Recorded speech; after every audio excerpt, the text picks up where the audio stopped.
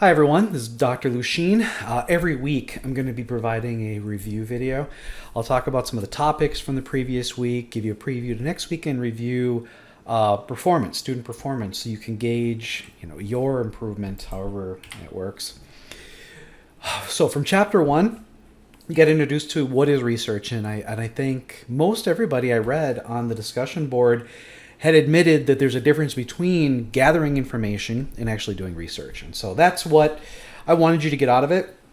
Research is a cyclic process. Sometimes you think you're almost ready and then you got to start over. That is the nature of the beast.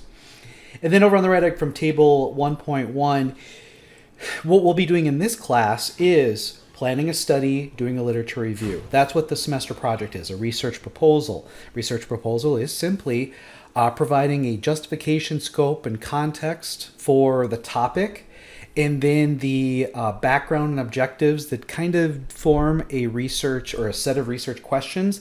And then based on the literature you've collected, you'll propose a study design. And that isn't as important as presenting a well supported research question.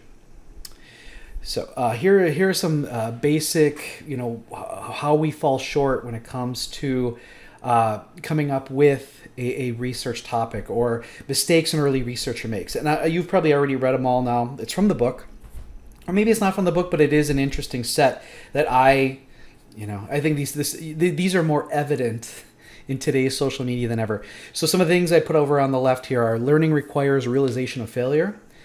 So over this past week, if something didn't go, that's okay. And I think that we almost learn more from failure than we do from success, because success sometimes occurs, by chance or through luck. And then what we think is an actual inference or cause effect isn't really there. Learning requires reflection and discussion. That's why we do it in this class. And you will be thinking about this stuff, even when the class ends. Learning is a continuous improvement cycle. I think that's already been established. Sometimes we must learn to learn better, which I think is also very important. I think will come out of this class. And finally, this is from my advisor in graduate school, Dr. Michael J. Smith: perfect practice makes perfect, not just practice makes perfect. So, in saying so, this week and in future weeks, please reach out to Naomi Shem, our librarian. She is absolutely amazing. And I'm going to be steering you towards her. She's just so invaluable to this class. Please, please, please reach out to her as you start using the UW library resources. And of course, you're going to have her videos this week. I want you to be referring back to this checklist as we go through the semester, evaluating a research problem, because all of you are going to start too broad. All of you. Some of you are going to choose questions which have already been answered. We got to work through that and get to something that's narrowly focused. You can reach out to me. I'm very good at discussing what your interests are, what you have access to as far as research subjects or facilities. And then we can usually carve it down to a very narrow, simple question that you can pursue. And as starting a research, state the problem clearly and completely. That's what you'll be doing over the next 3 to 4 weeks, to be honest. And you think, oh, I already know what I'm going to do. It's going to take time. Just like you'll notice I post a lot of pictures from the movie The Matrix. Nobody makes their jump on the first try. As far as performance this week, so every Monday morning, I have set time aside, a big block of time, to grade not only your class, but my other classes. Though you're the only one that is, fully started now. So the number of touches per week are going to be tracked. The average was about 173. The median was about 158. For those of you who don't remember statistics, the average is like the total divided by, or the total amount of time divided by the total number of people, whereas the median is the 50th percentile, which is a little bit different. If it was perfect, if it was a perfect normal or distribution, average would equal median, but in this case it doesn't, because of the really high maximum. Somebody had 344 touches. The minimum was 69. Both are higher than the 2 previous semesters, which is great. The average time was about 9.9 hours, but this includes an additional week because everything opened on August 23rd, so it would be a little bit higher because it was open longer. The median time was 8.3 hours, max was 43, minimum was 1.2 hours. So all higher than previous, but again, there was an extra week in which it was open. Actually, just 5 days if you want to get technical. On the discussion board, the average number of posts were 11. Now, this includes both the introduction and this week's items. Median was 11, max was 20, minimum was 4. The average score was a little over 90, which is, I believe that's a little bit above usually we have for the first week. Median score was 90, both very good. My expert tip, and I put this in a lot of comments, I gave personalized feedback this week, so please go to your scores and see what I put. Here's what I would do. Early in the week, go see what the questions or the items are, read them and kind of start thinking about it. By Tuesday or Wednesday, I'd probably go on and put something. Here's your goal. Try to visit the discussion board 3+ times per week. Each time you go, try to post, maybe 2 or 3 things. If you do that, you'll get the 100 out of 100. Because if it's substantial, if it's timely, and you have, again, 9+, you're going to get the 100 out of 100. And we had a few people this week who did that. Just helping you. For the quiz, the average score was a little over 9. Median was 10. The average time was about 8 minutes and 37 seconds. You get it 15, so it was right around the halfway point. And then the module assignment, the average score was 89.2. Median was 93. I'm going to post the answer key in week 1 or in the module 1 so you can compare your scores. Again, I tried to provide specific feedback to everybody. Some people, it was just so much, I just said, check out the answer key. You can see where you are. The reason for that assignment was this week you get introduced to Zotero or EndNote. They generate the bibliographies for you in APA. So what I'm showing you is it's really difficult to generate your own bibliography or reference section. Have a citation management program do it for you. That was the whole impetus for the first assignment. Here's something I did. I'm doing a little research for you, a quick little case study. My hypothesis is, does more time on Canvas improve your performance?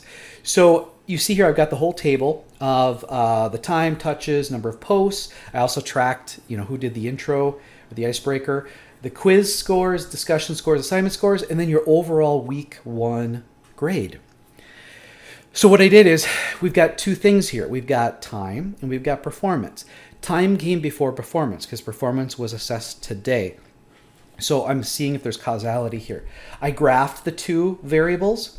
You can see here the original with 25 students. We had 2 data points that were really kind of far outside of the window.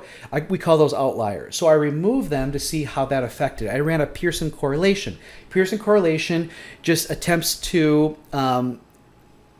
it compares from a mean and a variance statistic whether these 2 tend to change together. So that there tends to be some sort of cause effect, if you will. And here's what I found. You can see here with the 2 outliers, the Pearson correlation number was a 0.397. When I took out the 2 outliers, we're down to a total N of 23. It went up to 0.47. Also interestingly, and this may also help you understand the Pearson correlation, the R-square, which is the correlation between the best fit, was a 0.15 with the outliers in. When I took them out, it jumped up to a 0.22.